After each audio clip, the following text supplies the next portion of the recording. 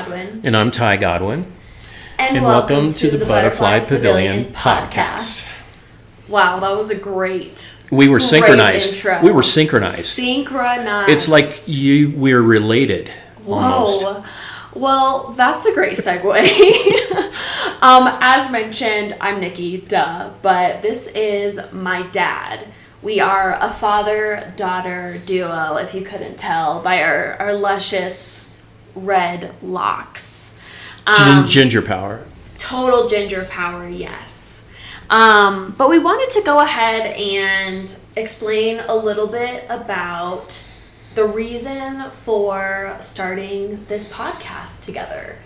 We truly don't care if anyone else tunes into it. This is something that my mom, thank you Mom, actually recommended very casually. Like, hey, why don't you start making videos with your dad? And I thought that was a really great idea. I think in this digital day and age, to date myself, we did something similar with your grandma and grandpa, Leela and Lyle, but I had like this, camcorder that was like a boombox. But we did something similar, and we still have that on VHS. It's been converted to digital, so yes. I think it's a great idea. Yeah, totally. And so we just wanted to take the time to sit down and talk about life and experiences. And the elephant in the room. Our memories, yes, and the elephant in the room, which is also another reason why I wanted to start this podcast. My dad has been diagnosed with stage 4 cancer, and we just want to talk about it. We want to bring awareness to it to other audience members, but also have these videos and content to look back on in the next few days and the next few years, just to have these memories and these conversations. And we are both very creative people, I would say, and so this is a nice, fun outlet for us. So welcome to the Butterfly Pavilion Podcast. Well, and thank you. If only one or two family members watch it, or we're the next Joe Rogan, and my wife and daughter get to live on royalties in perpetuity. You know what? That's my hope, is down the road it explodes. But we are open for brand deals. Yes, this time. yes. I am looking for that Pluvicto sponsorship. Well, and just like a little, bit more background about who we are. I'm 30 years old. I just turned 30. We're Colorado natives. We currently live in Denver, Colorado. It's a horrible place. Don't move there, transplants. But we love our state.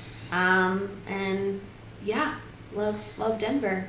Well, and before we jump into the meat of the questions, I'll point out that Nikki was nomading with her boyfriend Colin, meaning that she can work remotely. So she was traveling the western U.S. and got as far as the central time zone when the news hit. But I didn't ask her to do this, but she, made the ultimate sacrifice that any dad would love, and that was that she moved back to Denver. And again, I wouldn't have ever asked her to do that because I know she was having a great time, but she calls every day. She comes by at least once a week, and it's a big boost to my week and my days, because there's definitely some challenging days and moments as I traverse stage 4 cancer. Well, I love you, Dad, and I would have made the same decision over and over again because I love you too. And how do they? Is it? Oh, the young kids are doing the young this. Kids. Oh, the young kids are doing that. I'll have to practice. Yeah, that. we're gonna practice the heart motions that we're doing. Mine looks like Mine looks like a police badge, not a heart. Yeah, we'll work on it. But no, yeah, it's Well, I love you too, and I'm excited that that we're doing this. So maybe so we thought a long time about the name Butterfly Pavilion, and it's may seem confusing from a branding standpoint because all of my socials is all about seeking Boston and the unicorn, of course. But the butterfly. So what's up with that? Yes, I will explain. So I'm the king of metaphors. The Butterfly Pavilion relates to a story when Nikki was a young girl, and her mom took her to the Butterfly Pavilion, and she was having a great time in her little t-shirt dress, and she decided to pick a flower because she's a little girl and she saw a pretty flower. Well, there was a teenager that came along and ripped the flower out of her hand and said, the flowers are the butterfly's food, and you're not supposed to do that. But I heard this story and I was irate, and I called and got a hold of the CEO of the pavilion. And I didn't want this to happen, but they ultimately, fired the young teenager because you don't come in contact with a young girl. But for me, it kind of symbolizes how I protected my daughter as a dad would do. And I think butterfly is a metamorphosis metaphor, but it also feels like as we're transitioning in this stage of life, Nikki's moved back to Denver. She's very involved in Dad's life, and it feels like there's a bit of a role reversal where she's now protecting Dad. So I thought it was a great story and metaphor for absolutely our podcast. Yes. No, it's been something that has been consistent, that story, throughout my life. Because I never retell a story. No, never.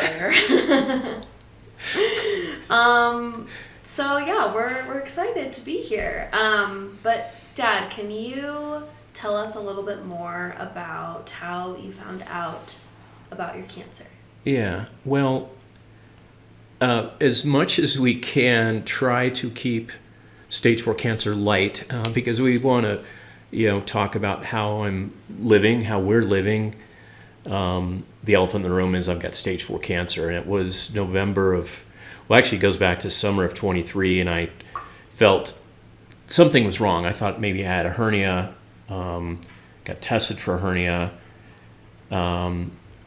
Insurance in this country, whole nother episode because I've changed insurance companies so many times because I've been on disability with long COVID for 4 years at that point. So I didn't have a stable family doctor. So I got a new family doctor.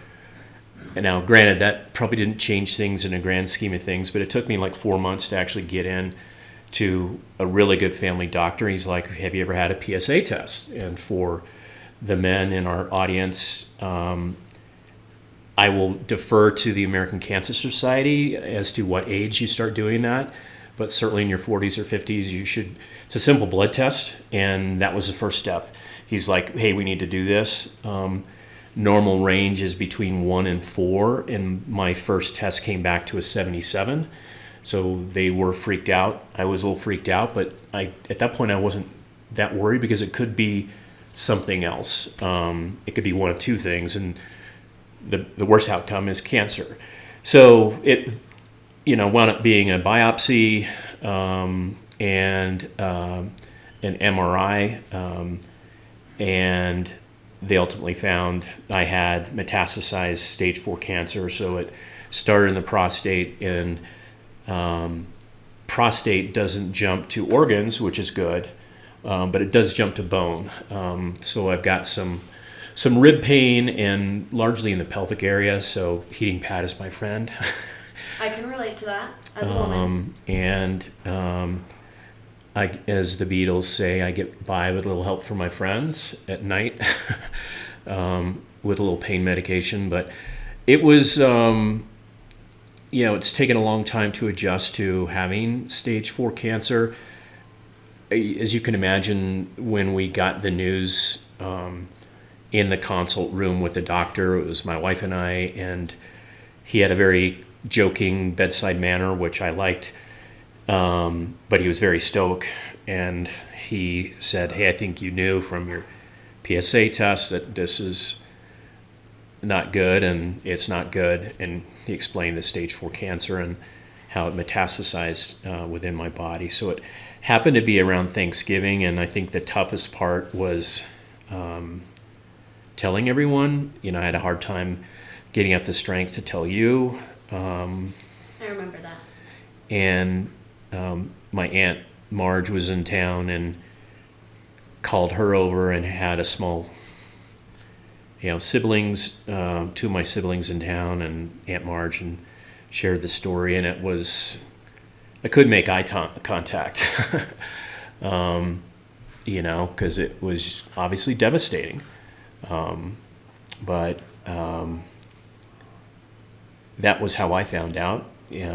How did you? I know we weren't going to talk about it. We're not talking about it. We're not going to ask Nikki how she processed it, but was it a phone? I'm trying to remember. Did you come over, or was it a phone call? It was a phone call, because at the time my boyfriend Colin and I were still traveling. We work remotely. We were Airbnb hopping. Right. And we were in St. Louis. Not in a great area, but a nice Airbnb. I digress. But it was right around the holidays, or before the holidays. It was right before Thanksgiving. Yeah, right before Thanksgiving. Got that phone call, which was a lot to process and a little bit difficult, hearing that news and not being right at home. But we were already planning on coming home anyways for Thanksgiving, so we quickly obviously came home after that. But I mean, as far as processing, I'm sure a lot of other families that have family members with cancer, it's a lot to process, and I think I personally am still processing what's happening even to this day. It definitely has taken a while to sink in that this is reality, and life's a bitch, and it just throws curveballs that no one is expecting, and you just have to get through it. The only way out is through. I don't know who that is quoted from, but it's so true. And with cancer specifically, there's nothing that we can do, or specifically that I can do, outside of just being here for my family and being supportive and asking for how I can help. I'm not a doctor. I wish there was a cure for cancer, or I had a magical power to make it go away, but I can't. So just kind of coming to terms with that. So to answer your question, I haven't really processed it. Well, I think it's a journey, and I think when I first got the diagnosis, I struggle with, hey, I'm too young, and I want weddings, I love kids, I want grandkids, and I think that was the hardest thing for me to process. But I think I've moved on from that, and am now thinking more about what can I do and what experiences can I have while I'm, still on the earth. So I don't stress over, I wanted 6 grandchildren and that's not going to happen or whatever. So the pressure's off, by the way. Yeah, for the record, thanks, Dad, for throwing that in there. No, but it's true. I think that was my first reaction is, well, I was still working. I was in the prime of my career and in income generation, and before I got long COVID, and we'll talk about that in another episode. But my career was cut short with long COVID and subsequently cancer, so I will never go back to work. So that was a major adjustment, and my wife and I love to travel, and there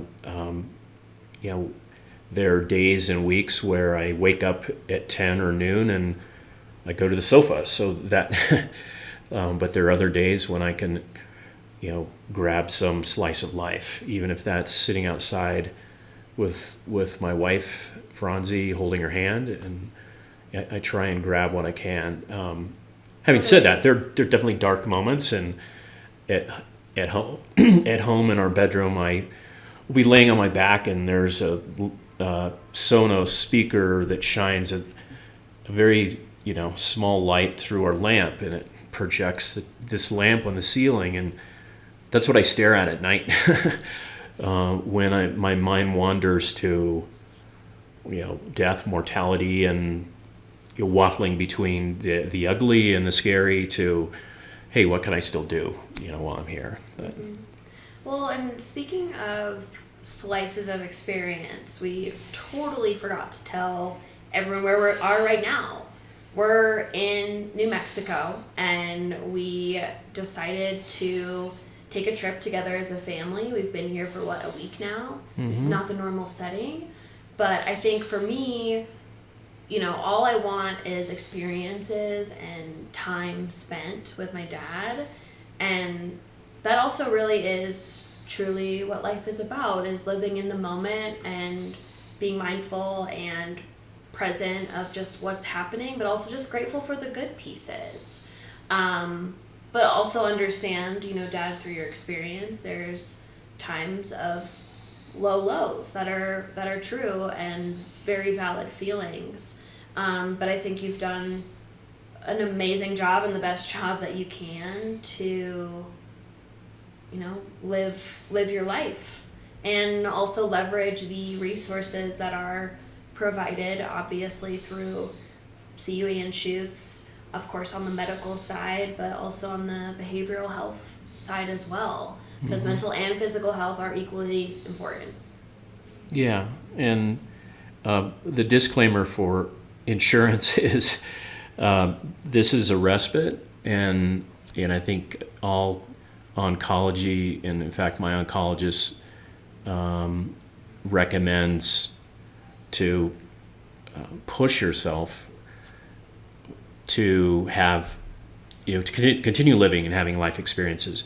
So we're in a great, Airbnb that my wife found. Granted, there are most days where it resembles my days at home, where I've slept in till noon a number of days and then taken a nap in the afternoon. We've had great meals here. Lots of great meals. The Nuggets and Avalanche have not helped us while we're here, because Nikki is such a sports fan. But no, that has been fun. Just watching games with Colin and now Nikki or Keenan and Nay have arrived. Yeah, it's been a great rest retreat, if you will, and it's been all nice to be in the same physical space as you. I've been meaning to share that with you, even though if you're just sleeping in the next room, the fact that I'm near you makes me really happy. Or napping on the sofa while you were working. You had headphones on, so hopefully I didn't snore too loud. No, I didn't even know you were sleeping until I popped out of my work zone and realized you were there. But again, it's your presence. There's a man sleeping in next to my workspace. Not in your underwear, though. No. You don't do that when Nikki's around. We have strict rules about that. Obviously. But, so something that everyone may not know about you is that you have a lot of parody voices in your mental roster. And you would, as when we were kids. Well, before we go there, because I do want to do that. I'm trying to stick to the outline, Dad. Yes, we did glaze over the whole Boston thing. Well, you briefly touched on the pivot away for our podcast specifically, but tell us what's going on. Well, no, so just for branding clarification, because my daughter talked to me about branding today. We did have a conversation. All of my socials are tied to either Seeking Boston or Seeking Boston Marathon, because I started a blog back in 2007 because I wanted to race in the Boston Marathon. And I ultimately qualified and raced in 5 Boston Marathons. Hell yeah, you did. I thought I would go on forever, but ultimately age and,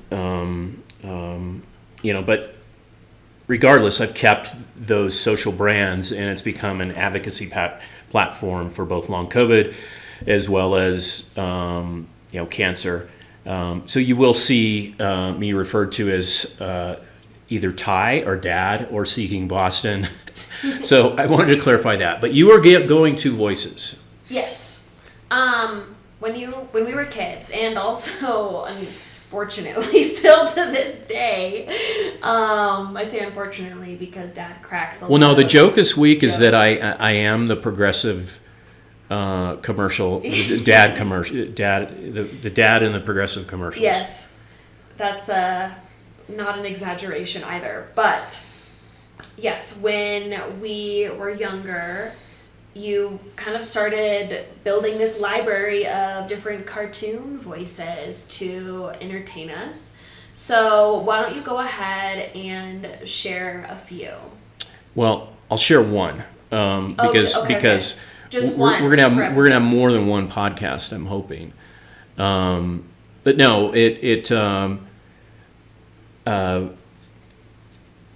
as a point in the journey, we are a blended family in that got divorced when Nikki and Jesse were very young, and I think I doubled down as I called myself the Disney dad, in that we actually did go on a Disney cruise, but we did. I tried very hard to invest heavily into being a dad, and I took that to extremes of wearing a Spider-Man costume to Jesse's birthday party, where he was quite horrified. But there were a lot of trips to Blockbuster, renting videos for the weekend, and yes, so I developed voices and trying to entertain my kids. So I think an early one was Shrek. Of course, there's a lot of scenes, but I think it's ogres. Ogres squeeze ogres squeeze jelly from their eyes. It's actually quite good on toast. That one is. Sorry, I didn't practice that one, but it came to me. That one is said a lot, normally around breakfast time. Yes, because it's quite good on toast. Very good on toast. Great movie. Well, that's kind of our first episode. Unless Daddy have anything else you would like to... No, I don't think so. It's a heavy topic, but we want to see where this goes, to share memories that even if it's, again, just for us to talk about camping trips or that Disney cruise, and that could be the next episode of because that was a great time at that time with just the three of us. It was pretty grand. But I'm excited to see where this goes, and even if it's a time capsule for the family. But thanks for tuning in to the Butterfly Pavilion Podcast. Yeah, thank you. We'll see you soon. I'm not going to say next week. Yes.